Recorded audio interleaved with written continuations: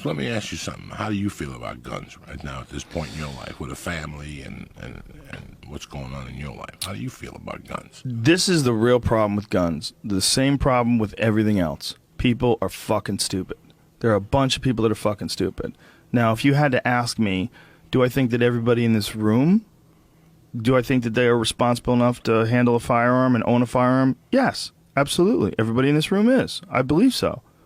But is it everybody in the world? Fuck no. But who can decide? Well, that's the point of the whole law. The whole point of the law is you can't let some tyrannical dictator decide who can and can't be armed. Because at the end of the day, what we really have to worry about as much as crime is you have to worry about the government turning into crime.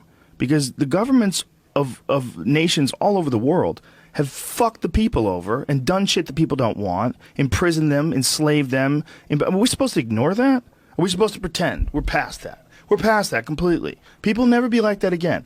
An armed militia is in the possibility that it all goes wrong. That's what it's for. It's not for when everything's going right. It's for when it all goes wrong. To deny the possibility that it could all go wrong, to me, you're lying. You're lying. You're pretending we're better than we are. Because you look all over the world, there's war everywhere. There's war everywhere in the world. There's murder everywhere in the world. There's robbery and thievery everywhere in the world. It's not equal with the amount of chances people have. It's not equal the amount of the time you do in jail if you get caught for things. There's all sorts of inequalities and all sorts of real fucking problems in the world. And to say that we've reached some utopian place where you don't have to worry about the government turning into a tyranny. Bullshit. No, I don't think the government right now is a tyranny. I don't think they're controlling us. I don't think they're doing anything unbelievably oppressive. I think they respond to, in a certain extent, to the amount of pressure that people put on them.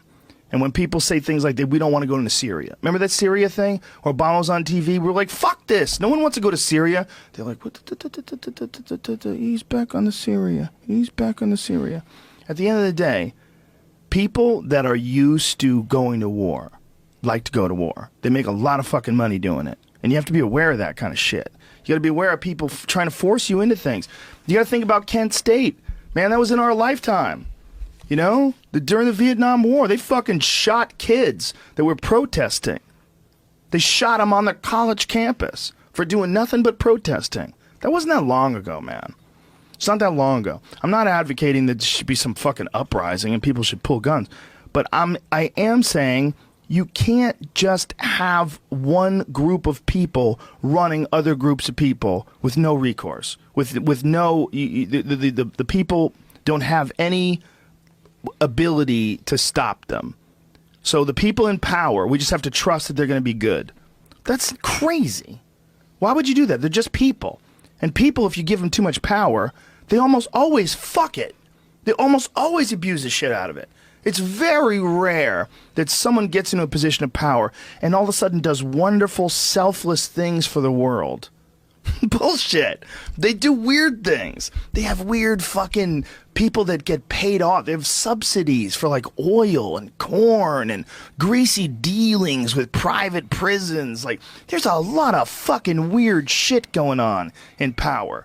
So to say that we're just, everything's going to be fine, we don't need guns. In England, we don't have guns and we're fine. You still have a queen. You're still in some weird fucking quasi-imperial state.